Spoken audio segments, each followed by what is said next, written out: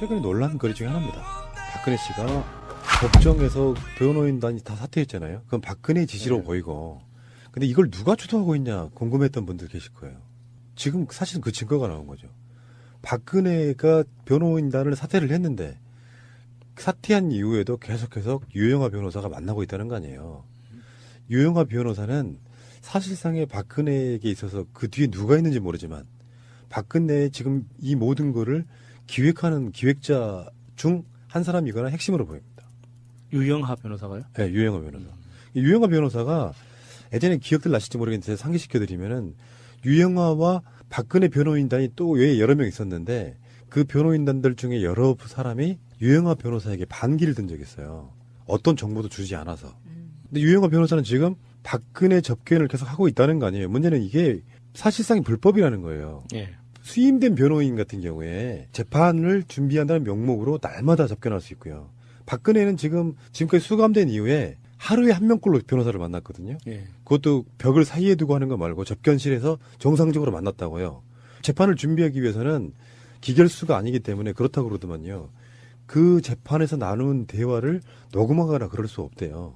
근데 사임을 했어. 법에서는 유영하 같은 박근혜가 수임한 변호사라고 하면 면회할 수 있게 해주는데 일반 면회, 직업이 변호사이긴 하지만 이 사람 수임한 변호사가 아니고 일반인으로 만나는 거면 이렇게 만나게 해줄 수 없다는 거죠. 근데 네. 지금까지 관행대로 만나왔다는 거예요. 그러니까 또. 우리가 범죄인도 아닌데 왜 이렇게 이 형법 그 집행 과정에 대해서 이렇게 자세하게 알게 되는지 그러니까. 너무 신기해요. 사실 저는 변호인이 되려는 자라는 말 자체를 처음 봤거든요. 보통 우리는 영화에서 변호인이라는 영화에서도 제가 변호하겠습니다 이렇게 해가지고 그렇게 선언하면은 변호인이 되는 줄 알았는데 그게 아니더라고요. 뭐 선임계를 네. 제출하고 선임계를 제출하기 전에도 변호할 당사자와 협의를 해서 승낙을 해야지 선임계를 제출하는 거잖아요. 그러니까 그 과정에서 변호인이 되려는 자와 변호인 자체가 동등한 대접을 받는다는 거죠. 그래서 지금 유영하 변호사가 그걸 악용하고 있는 건데 이렇게까지 자세하게 알아야 할 이유가 뭘까요? 도대체 우리한테 네, 뭘 거의- 잘못했길래? 거의 6개월 동안 네. 매일매일 음. 만난 유일한 남자예요, 유영하가. 그러네. 아. 어쨌건 지금 법적인 요건이 있다면서요. 네. 일반 접견이 하루 한 번 30분으로 제한되는 것과는 달리 시간과 횟수에 제한이 없고요. 이론상으로는 구치소 근무 시간이 시작되는 오전 9시부터 끝나는 오후 6시까지 하루 종일 접견도 할 수 있다고 합니다. 이 방식을 쓴 게 조윤선. 조윤선의 남편이죠. 예, 귤과줍에서. 네. 예. 박지만 부인 있죠. 그 사람도 변호사죠. 예. 그때 서양인. 우리가 서양인 변호사 그 사람이 박근혜가 이제 검찰에 출석해서 구속되고 그럴 때 왜 검찰로 마지막 가는 날 박지만이 그 집에 찾아가요. 그래서 우리가 그런 얘기 한 적 있죠. 뭐 변호사로서 박근혜가 수임한 그 변호사 명단에 포함되면 박근혜 네. 뭐 하루 종일 감옥에 안 놔두고 접견실에다가 놀 수 있겠네 했는데 그렇게는 안 됐고요. 주진우 기자 이야기에 보면 박근혜 쪽에서는 박지만을 사람으로 취급 안 했다는 것 같은 뻥이 나고 있으니 뭐 박정희 가문의 리스크는 박지만 너야 뭐 이런 느낌이었던 것 같고 어쨌건 유영하 변호사는 지금 그 편법 써가면서 만나고 있다는 거 아닙니까? 이거는 근데 자기들이 그걸 몰랐던 거라고 봐요. 사임하면 재판에만 안 나가면 되지 뭘. 근데 이것도 꼼꼼한 디테일이 법에 디테일이 있었던 거를 몰랐던 거라고 봐요. 그러니까 사실상 이게 여론화가 되면은 30분밖에 못 만나는 거예요. 박근혜 이제 미치는 거지. 보고 싶은 사람을 예. 못 보면은. 그러니까 이게 유영하가 예를 들어서 재판을 거부하십시오. 변호사 사임시키십시오를 주도하고 있는지 아니면은 뭐 한때 박근혜 총애를 받았다는 정윤회가 주도하는지 또 누구가 하는지는 잘 모르죠 사실은. 근데 박근혜와게 유일하게 뭔가 이야기를 할 수 있고 전적으로 수용해 주는 것 같은 사람은 유영하 변호사니까 이 사람이 예전에 박근혜 그 변호인 되기 전에도요 그 SNS에서 말 함부로 하기로 유명했던 바로 일배형 변호사거든요. 근데 그 당시에도 이 사람이 변호사로 그러니까 대표 변호사로 선임될 때 의혹들이 되게 많았죠. 무슨 법원장 출신이나 검찰 출신이나 해서 좀 유명했던 사람들이 수임하지 않고 왜 일배 같은 변호사가 수임하지 했던데 그 여러 가지 의혹이 있었어요. 보통 그 정도 전직 대통령으로서의 거물급 인사가 유영하 같은 길거리 널려 있는 변호사, 특히 막 일배 성향의 변호사를 수임한다는 것 자체가 뭔가 좀 격이 안 맞아요. 정관 내용으로는 찬성하지는 않지만 그 반대로 뒤집어서 말하면 변호사들의 네임밸류랄까요? 이런 것들이 주는 효과는 분명히 사회적으로는 있는 거거든요. 중량감이라는 게 있죠. 중량감. 업계에서의 중량감이라는 게 있으니까. 당신 몸처럼. 예. 중량감. 아무튼 웃기는 자들이에요. 자기들은 뭐 특혜를 누리면서도 뭐 인권 뭐 이야기하고 사임했으면 그냥 사임해. 하루에 30분만 가고 하루 종일 앉아가지고 뭐 하는 짓이야 그게. 아니 뭐 그렇게 이런 법이 허용하는 그 허점이 있으니까 그거를 뭐 활용할 수는 있다고 보는데 이 사람들의 진짜 전략이 뭔지 저는 그게 궁금한 거죠. 이게 유영아 같은 사람이 지금 전체 전략을 짜고 있을 거라고 보진 않아요.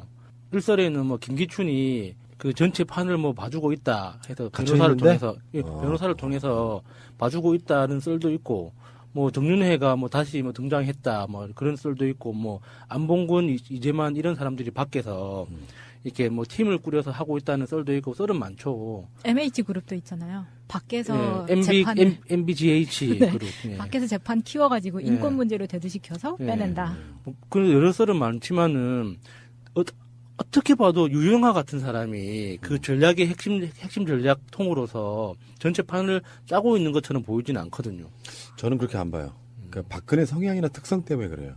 박근혜라고 하는 뭐 전직 대통령을 지낸 사람이니 우리가 모르는 인맥풀이 얼마나 있는지 모르겠지만 보통의 대통령들 같으면 그런 얘기가 맞는데 박근혜 성향 자체가 우리가 앞에 말했던 강아지들 특성하고 좀 비슷해요. 주인만 좋아하고 나머지 배척하는 스타일로 보면 자기 측근에 드는 사람의 말을 가장 신뢰할 가능성이 높다고 보고 김기춘이 감옥에 있으면서 쓰리쿠션으로 자기 변호사한테 말하고 그 변호사가 유영한테 말하고 이런 식으로는 가지 않을 것 같다는 생각을 해보거든요. 그리고 뭐 최순실이나 뭐 정윤회가 유영아 변호사를 통해 가지고 어떤 조언을 할 수 있을지 모르겠는데 실제로 유영아 같은 스타일을 보면 되게 권력 지향적인 사람으로 보이지 않아요? 예, 그건 확실하죠. 그러니까 권력의 틈새 시장에서 뭔가 먹고 살아남는 그런 스타일이에요. 그 사람 입장에서 타인의 존재를 받아들여 가지고 똑뚜가시처럼 역할을 할 거나 그럴 것 같지는 않고 자기 목소리가 굉장히 많이 개입된 형태로 할 것 같다는 생각을 한번 해보거든요. 그럼 그네 누나랑 단둘이 아니 꼭 그렇지는 않고 그러니까 그걸 실제로 주도한 사람이 누구겠느냐인데 네. 저는 정윤회라고 좀 보기 어려운 게 저는 정윤회를 수사하지 않는 것도 좀 이상하긴 하지만 네. 뭐 검찰이라고 하는 거는 불법성이 드러나야 하는 거라서 지금 치워야 될 적폐가 많다 보니 예전에 뭐 정윤회 게이트를 다시 끄집어내기에는 좀 시간이 걸릴 거예요. 근데 거기에다가 빌미를 주려고 비선으로 유영아를 만나서 뭔가를 사바사바 한다는 것도 저는 굉장히 리스크가 큰 일이라고 보거든요. 네. 그러니까 유영아가 주도하는 게 아닐까. 박근혜도 아주 바보는 아니니까. 박근혜 판단에 조력자, 조언자 역할을 하는 사람은 직접 만나는 사람일 수밖에 없다고 생각합니다. 유영아를 왜 선임했는데도 중요하다고 보는 거죠. 물론 유영아는 누구한테 조언을 받았을 거예요. 유영아 변호사로 해라. 예. 뭐 그런 것이 김기춘일 수는 있어도 제가 봤을 때는 유영아 말이 사실상 이제 박근혜를 이렇게 리드해가는 또 하나의 감옥 비선 실세 유영아가 탄생한 게 아닌가 이런 생각해 보는 거예요. 최순실을 대용하는. 어쩌면은 유영아 변호사가 박근혜 주변에 있는 사람들 중에 가장 정확하게 박근혜의 언어를 이해하는 사람일 수도 있죠. 그 부분에 우리가 그렇게 얘기했었어요. 같은 변호인단인데 박근혜에 관련된 아주 깊숙한 정보는 다른 변호인들이 모르겠단 말이에요. 유영아가 박근혜 치부를 가장 많이 알고 있는 사람일 수도 있죠. 그렇게 되면 치부를 같이 공유하면 실제로 공범 관계가 성립이 돼요. 그 일본식의 접대 문화. 접대하는 사람과 접대하지 않는 자들이 요정 같은 데 모여서 발가벗고 논다는 거 아니에요. 아, 내부자들에다가 그런 개념인 거죠. 예. 그런 개념인 거죠. 자기들끼리만 소유하는. 자꾸 나쁜 상상을 하게 하네요. 하지 마세요. 그만하시죠. 요즘 나오고 있는 뉴스들은 의뢰껏 그랬으려니 생각하면 쇼킹하지가 않아요. 이게 문제야. 그래서 이게 사실은 팟캐스트에 제 이야기하는 거예요. 폐해일 수도 있어요. 예전에 무슨 사건이 났을 때 이랬을 거야라고 이야기를 해서 사람들이 많이 인식이 돼 있어. 네. 몇 년 후에 그게 나왔어. 사람 놀라지 않는 게 나 때문인 거야. 맞네. 이렇게 네. 되는 거죠. 아, 그때 네. 그게 그랬구나. 뭐 이러면서. 블랙리스트가 2014년 김기춘이 비서실장이 되고 나서 등장했다가 정설이었어, 지금까지. 근데 실제로 2013년에도 박근혜의 정권이 출범하자마자 블랙리스트에 원조가 있었다는 거잖아요. 그것을 이제 제대로 실행한 건 김기춘 때고. 그러니까 박근혜 정권, 또 박근혜 청와대는 블랙리스트 자체를 이미 안고 시작했는데 이런 느낌으로 받아들였거든요. 예를 들면 이명박이 갖고 있는 이게 그런 흐름을 한번 봐야 돼요. 지상파가 집권하자마자 쇠고기 광우병 문제 같은 걸로 제대로 된 언론 자유를 누리니까 방송 장악하자 이렇게 된 것처럼 나중에는 이제 노골적으로 왜 시민단체만 해도 그런 논란들이 꽤 있었어요. 예를 들어서 왜 정권의 우호적인 데만 지원금을 내려보내냐. 예. 사실 김대중 대통령과 노무현 대통령은 어느 쪽이든 간에 민주주의 개념으로는 해줘야 된다고 생각했던 그런 개념들이 좀 있었거든요. 그러다가 이제 점점 시민사회의 목소리가 커지면서 좋아지려고 하려던 시절에 정권이 딱 바뀌면서 이명박 박근혜로 이어지는 그 암흑기를 등장하지 않습니까? 그러니까 이 사람들의 생각은 방송 장악을 하고요. 하나가 그 방송 장악을 하고 하나는 시민들의 목소리가 모아지는 어떤 그 포털 개념에 시민단체들의 역량이랄까? 이 영향력을 줄여야 된다고 생각했던 게 기본적으로 머리에 깔려 있는 것 같아요. 그래서 정권이 뭔가 좀 잘못 가려고 할 때 지금도 사실 마찬가지인 부분이 있거든요. 촛불 탄핵도 일반 시민이 개인이 주체가 돼서 하기는 힘들어요. 그렇죠. 그러니까 예. 무대도 준비하고 사회도 보고 이러는 분들이 예. 시민사회단체의 어떤 연합 형태로 무슨 퇴진행동 이렇게 있는 것처럼 그런 사람들에 대한 그러니까 탄압까지는 아니더라도 초창기 때는 감시하고 이미 블랙리스트가 있었다는 거죠. 이게 2013년 박근혜 정권이 출범하자마자 바로 이제 블랙리스트 작성이 시작됐다고 하는 내용이잖아요. 이게 지금 상황에서 우리가 쓰는 표현 중에 하나가 대통령만 바뀌었을 뿐이지 나머지는 바뀐 게 없다 이렇게 표현을 하잖아요. 그 말을 여기에도 적용할 수 있는 것 같아요. 이명박 대통령에서 박근혜로 대통령만 바뀐 것 뿐이지 이명박이 하던 짓을 그대로 이어받아서 했다는 것 뿐이지 박근혜가 새로운 짓을 한 건 아니잖아요. 이게 그 이명박 때는 그냥 그 블랙리스트라는 어떤 그 정의된 개념을 사용하지 않고 그냥 그 개인 사찰 차원에서 밥그릇 걷어차기 작전으로 쭉 개별적으로 시행하던 것을 블랙리스트라는 이름으로 이렇게 체계적으로 체계화시킨 게 박근혜 정권일 수는 있어도 이게 이명박은 하지 않던 걸 박근혜가 새롭게 한 건 아니잖아요. 그렇죠. 예. 취임이 2013년 2월 25일이었어요.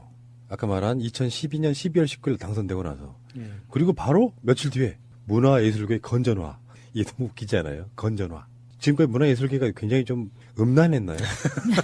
그렇죠. 야할 수도 있죠. 참. 김대중 노무현 정부 10년 동안 각종 특혜를 받으며 헤게모니를 장악했고 사회 분열과 갈등을 획책한다. 이게 명백한 거짓말이거든요. 민주정부 때는 우파든 좌파든 그 사회적으로 나름 어떤 역할을 한다고 생각하면 지원을 해줬어요. 그리고 다양성이라는 게 가장 중요한 가치이기 때문에 어떤 다양한 시각에서 컨텐츠를 새롭게 만들어낸다 그러면 일단 지원하고 간섭은 하지 않는다. 이게 이제 기본 기조였잖아요. 그러니까 이걸 왜 그 청와대에서 주도를 했는지 생각을 해보면 그 지금까지 나오는 사건들을 쭉 리스트업 해보면은요 어떤 느낌이 드냐면은 이 사람들은 여론 동향을 굉장히 중요하게 생각했어요. 여론 동향. 네. 어떤 사안이 나면 물론 지금의 청와대도 마찬가지일 거예요. 무슨 사안이 나면 여론이 어떻게 움직이는지. 근데 이거를 인위적으로 조정하려고 하는 부분이 보이거든요. 일관되게 그래요. 아까 말씀드린 것처럼 언론을 장악해놨는데 밑바닥에서 스마트폰이다 이런 시대가 됐고 정보의 유통이 주류 언론을 통해서만 이루어지는 게 아니란 말이에요. 근데 그 반정부적인 지들이 봤을 때 반정부적인 어떤 여론의 흐름은 항상 발원지가 문화예술계 쪽에서 나온다고 생각을 했던 것 같아요. 예. 그래서 그들을 감시하고 하는 건 국정원을 시키지만 주 사업으로서 청와대가 왜 이걸 했냐 생각해보면 정부에서 공식적으로 나가는 그 각종 지원금들이 각 부처에 굉장히 여러 군데에 얽혀 있거든요. 문화체육관광부만 있는 게 아니고 각종 여러 군데 있어요. 그거를 청와대가 주도하면서 조율을 해야 되는 거예요. 좌파 단체의 느낌이 나는 곳엔 주지 마 이런 방식으로. 그러니까 아까 말씀드린 문화예술계 건전화라는 개념이 그 뒤에 다른 개념으로 나와요. 문화계 좌파들이 정치를 오염시킨다. 그 반대 개념으로 건전화라는 말이 나오는 거죠. 이것도 그러니까 독재 정권 시절에 배웠던 사람들의 한계 같은 거기도 한데 보통 이제 사회과학 용어 중에 프로파간다라는 게 있잖아요. 그러니까 어떤 방향성을 설정하고 국민들한테 그 메시지를 자주 노출시키면 설득이 된다라는 이제 이런 굉장히 단순한 논리지만 이런 게 이제 통한다고 굳게 믿고 있기 때문에 할 수 있는 거거든요. 맞아요. 변호인이라는 영화가 1000만이 넘는 관객이 들었던 건 변호인이라는 영화 속에 담겨 있는 그 시대상에 대한 비판의식이 우리가 동의하기 때문에 사람들이 많이 봤던 거지. 그게 어떤 교훈을 담고 있고 뭐 나한테 새로운 걸 알려주기 때문에 봤던 건 아니란 말이죠. 근데 단순히 변호인이 1000만이 넘었다고 해서 인천 상륙작전 같은 영화를 만들어서 막 대대적인 투자를 하고 홍보를 한다고 해서 1000만 명이 보느냐. 절대 그럴 리가 없거든요. 근데 이 사람들은 그게 가능하다고 생각하는 거예요. 독재 시절에, 그러니까 뭐 히틀러 때부터 했던 그런 그 프로파간다 개념의 그 사회 설득 작업을 통해서 여론을 조성할 수 있다고 믿었던 게 그럴 거면은 아예 그 2006년 7년도에 스마트폰을 개방하지 말지 왜 스마트폰을 개방해놓고 이제 와서 사람들한테 사람들의 머릿속을 휘어잡으려고 했는지 좀 무식하다는 생각이 드는 거죠. 여기서 잠깐 박근혜 정부 때 초대 비서실장이 누구였는지 아세요? 리 뭐였던 것 같은데? 땡. 김기춘이 2대 비서실장이 두 번째로 예, 들어온 예, 거고 예. 첫 번째가 허태열이었어요. 아, 예. 허태열 자체도 뭐 정치인 출신이고 옛날에 부산시장도 했고 예, 노무현 예, 대통령한테 막말했던 걸로 유명한 사람인데 왜 김기춘으로 바꿨을까요? 2013년 8월 5일 날 그래서 2015년 2월 22일까지 김기춘이 비서실장을 하거든요. 우리가 지금 박근혜 때 비서실장을 쭉 나열해 보면 허태열, 김기춘, 이병기, 이원종, 한광옥인데 한광옥은 탄핵 국면에서 있던 사람이라 예. 패스. 이원종은 그냥 어떤 그 당시 정치 논란들에 휩싸여가지고 허수아비로서 개념이 좀 강했던 사람이고 옛날에 충북지사였던 사람. 이병기는 국정원 출신이고요. 사실 그러니까 박근혜 때 비서실장 하면 떠오르는 사람이 김기춘인데 사실 재임 기간은 제일 길기도 하지만 사실 채 2년이 안 되거든요. 어떤 여러 가지 논란 끝에 그만두긴 하는데 문제는 왜 김기춘이었을까 생각해보면 저는 그게 추진력이라고 보거든요. 물론 뭐 공작, 조작 이런 것도 있지만 예, 예. 박근혜도 청와대에 딱 들어갔는데 생각보다 정치하는 게 어려운 거야. 허태열 같은 이제 의전용 정치인들 출신의 대부분의 비서실장 이런 사람들이 김기춘만큼의 모사 이런 것보다 자기 목에 힘만 주고 다니는 거야. 실제 일을 못 하는 거예요. 실제 일은 안 하고 이 척만 하고 다닌다는. 그러니까 사실은 문고리 3인방 정도에게 일이 집중되거나 이런 방식. 예. 그리고 청와대라고 하는 것도 제가 봤을 때는 장악력이 중요하거든요. 바지 비서실장이 있는데 민정수석이나 이런 사람들이 훨씬 더 목소리가 클 때도 있습니다. 그러니까 실세가 누구냐가 달려지는데 예, 예. 허태열은 실세였을 가능성이 없어 보이는 측면이 있고 그래서 이왕에 비서실장 드리는 거 가장 그 방향의 달인 김기춘이 와서 강력하게 집행해라 이런 의도로 임명을 한 것 같다는 생각이 좀 들어요. 아버지 때부터 증명되어 있는. 그렇죠. 그러니까 이를테면 가성비 좋고 그리고 이미 검증이 끝난 사람. 예. 그래서 MB 때는 그 블랙리스트에 좀 차이가 있어요. MB 때는 대중 파급력이 큰 영화 장르와 문체부 산하 기관장을 비롯해서 약간 오피니언 리더들을 중심으로 한 정밀 타격이었다고 하면 박근혜 때는 예술계 전반에 대한 융단 폭격 방식. 거의 그때도 한 1만 명 있다 뭐 이런 이야기 나왔었잖아요. 그러니까 뭐 정밀하게 이런 거 생각할 것도 아니고 그냥 막 다 쏜 거죠. 왠지 제 이름도 있었지 않을까 하는 그런 왜요? 불안감이. 대선 후보 시절에 네. 그 박근혜가 첫 번째 방문지로 전태일 재단을 방문하려고 했어요. 아. 대선 캠페인 시작하는 기억나? 선거운동 시작. 예. 기억나? 예. 그래서 그때 음. 의원실에서 이제 성명서를 막 쐈거든요. 아하. 제가 작성한 겁니다. 그래가지고 그 이후에 너 이제 죽었다고 막 그 겁 많이 들었어요. 그 겁주는 사람들 많았어요. 그때 그 전태일 동상 앞에도 가고 그랬었잖아요. 예, 그래서 그게 무산됐어요. 그렇죠. 결국에는 무산됐죠. 근데 당시에 10,000명이나 됐었기 때문에 네. 그 10,000명 안에 못 들면 창피한 거다 이런 것들이 많아서. 괜히 말했나? 못 들었을 것 같기도 한데. 통으로 이제 전순옥 불이우 뭐 이런 거 아니에요? 자, 어찌됐건 간에 박근혜 씨에게 연민의 정을 좀 느끼고 있습니다. 속 내용이 어땠냐는 저는 두 번째 문제라고 생각해요. 제가 한 30년 후회가 되면 시대에 석학이 될 것 같다는 생각이 듭니다. 제가 설파하고 있는 태도의 문제. 이런 태도들로는 어떤 국민의 마음을 얻을 수도 없다. 지금 재판장에서의 재판 거부나 친박 세력들의 시위를 유도하는 것도 태도의 문제 같은 거잖아요. 소수 중에 소수로 전락해버린 그 사람들의 가장 이렇게 되는 원인에는 태도가 있지 않나 저는 이렇게 생각을 해봐요. 최근에 논란거리 중에 하나입니다. 박근혜 씨가 법정에서 변호인단이 다 사퇴했잖아요. 그건 박근혜의 지시로 네. 보이고. 근데 이걸 누가 주도하고 있냐 궁금했던 분들 계실 거예요. 지금 사실은 그 증거가 나온 거죠. 박근혜가 변호인단을 사퇴를 했는데 사퇴한 이후에도 계속해서 유영하 변호사가 만나고 있다는 거 아니에요. 유영하 변호사는 사실상의 박근혜에게 있어서 그 뒤에 누가 있는지 모르지만 박근혜의 지금 이 모든 거를 기획하는 기획자 중 한 사람이거나 핵심으로 보입니다. 유영하 변호사가요? 네, 유영하 변호사.